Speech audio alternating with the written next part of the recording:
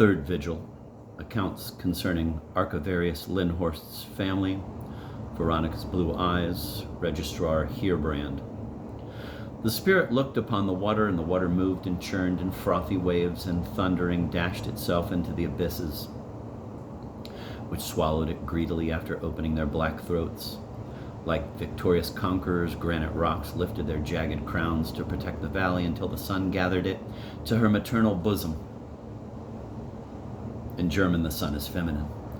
And cherished and warmed it while embracing it with her rays as if they were glowing arms. Then 1,000 seeds awoke from their profound sleep under the sands of the desert and stretched their leaves of green and their stalks toward the maternal face above. And like smiling children in cradles of green, the little flowers rested in their buds and blossoms until they were also awakened by the mother who, in order to please them, tinted the lights with which they bedecked themselves 1,000 different hues. But there was a black hill in the middle of the valley which rose and fell like the breast of a man inflamed by passion. Vapors billowed up from the abysses and rolled together into stupendous masses in a malevolent effort to hide the face of the mother. But the mother called upon the storm, which, flying to her service, dispersed the vapors, and when the dreary hill was touched again by the rays of the pure light, a superb fire lily, exulting in its bliss, burst from the hill, its lovely leaves forming like soft lips, eager to receive the mother's kiss. Now a dazzling light entered the valley. It was the youth Phosphorus. The lily was imbued with warm desire upon seeing him, and besought him, "Be forever mine, fair youth. I love you and must die if you forsake me." Phosphorus responded, "Lovely flower, I will be yours. But then you will, like a naughty child, forsake your father and mother. No longer will you know your playmates, for you will endeavor to be both greater and stronger than those who now share your joy. The salutary desire which now engulfs you will be split into hundreds of rays and will torture and trouble you.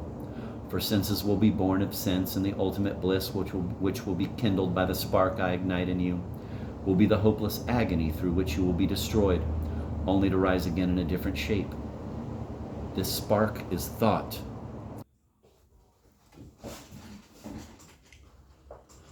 "Ah," the lily lamented, "can I not be yours in this glow, even as it now flames within me? Can I love you more than now? And if you destroyed me, could I again look upon you as I do at this moment?" Phosphorus kissed her, and the lily, as if pierced through with light, went up in flames out of which an alien being issued, soaring quickly from the valley and wandering into infinite space, unmindful of childhood playmates or of the loved youth. And as he had loved her too, so he mourned for the loss of his beloved. Love of the beautiful lily had brought him to the desolate valley. The rocks of granite lowered their heads as they joined him in his anguish. But one of the rocks opened itself, and a dragon with black wings flew from it, saying, "My brothers, the metals, sleep within, but I am forever awake and active, and I will help you." Winging to and fro, the dragon finally captured the being which had sprung from the lily, carried it to the hill, and locked it within his wing. Then it was the lily again, but thought, which had remained, tore at his heart, and the love for Phosphorus was a cutting pain before which, as if being breathed upon by poisonous vapors, the little flowers, previously rejoicing in the presence of the lovely lily, withered and died. Phosphorus dressed himself in a resplendent coat of mail that sported with the light in 1,000 hues, and he battled with the dragon which beat on the mail with his black wing until it rang, and the little flowers sprang to life at this loud clang. And like multi-hued birds they fluttered about the dragon. His strength ebbed, and thus vanquished, the dragon hid himself in the bowels of the earth. The lily was freed. Phosphorus, full of glowing desire and heavenly love, embraced her. The flowers and the birds, indeed even the towering rocks of granite, joined in a jubilant anthem, paying homage to her as queen of the valley. "Forgive me, my worthy Herr Archivarius, but this is Oriental bombast," Registrar Heerbrand said. "And we beg you to offer us, as you frequently have, something about your entirely extraordinary life, something about your adventures while traveling, particularly something true." "Well, what then?" Lindhorst responded. "What I have been telling you is the truest I can serve up, and in a certain respect is part of my life because I come from that valley, and the fire lily, which ultimately reigned there as queen, was my great-great-great-great-grandmother. Thus I myself am actually a prince." Everyone burst into resounding laughter. "Yes, have a good laugh," Archivarius Lindhorst continued. What I have told you in a most scanty and abbreviated fashion probably seems to you to be senseless and mad. Yet it is nevertheless intended to be anything but incoherent or allegorical. Rather, it is literally true. If, however, I had been aware that this beautiful love story to which I owe my very existence would have so little pleased you, I would instead have told you something of the news my brother brought me during his visit yesterday.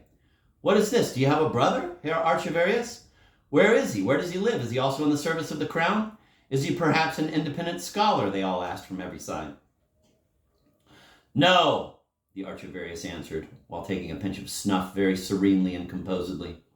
He has joined the bad side and has gone over to the dragons. We implore you, dear Herr Archivarius, to tell us what you mean. Registrar Heerbrand interjected. Over to the dragons? Over to the dragons? Resounded from all sides like an echo. Yes, over to the dragons, Archivarius Lindhorst continued. Apparently in absolute desperation, I think. Gentlemen, you are aware that my father has only recently died, at the most about 385 years ago. Therefore, I am still in mourning. I was his favorite son, and he left me a beautiful onyx which my brother desired with his whole heart. We argued about it over the corpse of my father in so unbecoming a manner that the deceased, his patience depleted, arose and threw my evil brother down the stairs. This vexed my brother, and he joined the dragons immediately. He now lives near Tunis in a cypress forest. There he must watch a famous mystic carbuncle, which a devilish necromancer who has set up a summer house in Lapland is after, which is why my brother can get away only for about a quarter of an hour at a time, while the necromancer is taking care of the bed of salamanders in his garden. It is during this period of time that my brother rushes to tell me what is new at the sources of the Nile. For the second time, everyone burst into laughter, but the student Anselmus was growing very uneasy, and he could hardly look into Archivarius Lindhorst's fixed and serious eyes without shuddering internally in a way he himself could not comprehend. Also, there was something about the harsh and strangely metallic tone of Archivarius Lindhorst's voice, which was mysteriously penetrating. Anselmus's very bones and marrow tingled as the Archivarius spoke. The specific purpose Registrar Heerbrand had in mind when he took Anselmus to the cafe now appeared to be unattainable.